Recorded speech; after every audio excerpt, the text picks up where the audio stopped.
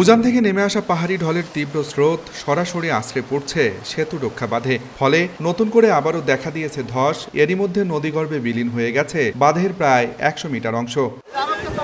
রংপুরের গঙ্গাচড়ার মহিপুরের তিস্তা নদীর ওপর নির্মিত দ্বিতীয় তিস্তা সেতুর পশ্চিম পাশের সেতু রক্ষা বাঁধের ব্লক ধসে যাওয়া শুরু হয় গত বছর থেকে। এতদিন ধীরে ধীরে ভাঙলেও বুধবার রাতে দেখা দেয় তীব্র ভাঙ্গন। এরই মধ্যে ৯০০ মিটার বাঁধের প্রায় ১০০ মিটার অংশ ভেঙে গেছে।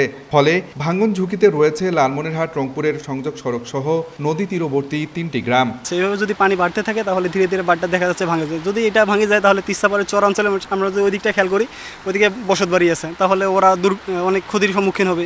কিন্তু আমরা দেখতে পাচ্ছি পানি উন্নয়ন বোর্ড অথবা সরকার উত্তরাঞ্চল তথা রংপুর বিভাগের জন্য কী করতেছে এমনটা।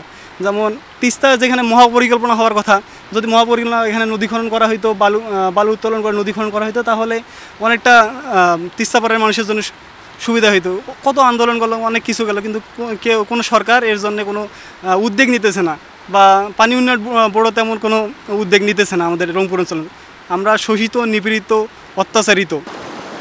ভারতের পানি ছেড়ে দেবার কারণে প্রতি বছর নদী ভাঙ্গন সহ বন্যার শিকার হয় তিস্তা পাড়ের মানুষরা। তাই এই সমস্যার স্থায়ী সমাধান চান স্থানীয়রা। পানি উন্নয়ন বোর্ডের যে কাজটা আমরা দেখতেছি, ওরা শুধু এই বালুর যে ব্যাগটা এটা ফেলে যাচ্ছে, অথবা নামে মাত্র কিছু এখানে নদী শাসন করে যাচ্ছে।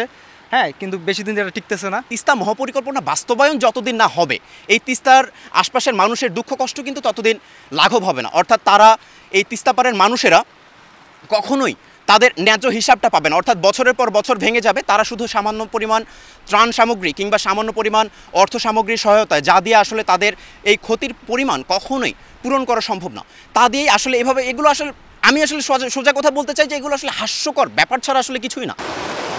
তবে সংশ্লিষ্টরা বলছেন, তিস্তায় অধিক পানি আর তীব্র স্রোতের কারণে কোনো পদক্ষেপ নেওয়া যাচ্ছে না। নদীর পানি কমলে বাঁধের ভাঙ্গন রোধে দ্রুত ব্যবস্থা নেওয়া হবে। পানি অনেক বেশি ওই জায়গাটায় এবং স্রোত অনেক, ওই জায়গায় এখন বর্তমানে কোনো কাজ করা যাবে না। এটা আগামী কয়েকদিনের মধ্যে পানি নেমে গেলে আমরা সেখানে বালির বস্তা বা জিও ব্যাগ দিয়ে একটা ব্যবস্থা নিব এবং একটা দীর্ঘমেয়াদী পরিকল্পনাও হবে। ঝুঁকিপূর্ণ বাঁধটি রক্ষায় দ্রুত কার্যকরী পদক্ষেপ নেবে কর্তৃপক্ষ, এমনটাই প্রত্যাশা তিস্তা পাড়ের বাসিন্দাদের। আব্দুর রশিদ জীবন, সময় সংবাদ, রংপুর।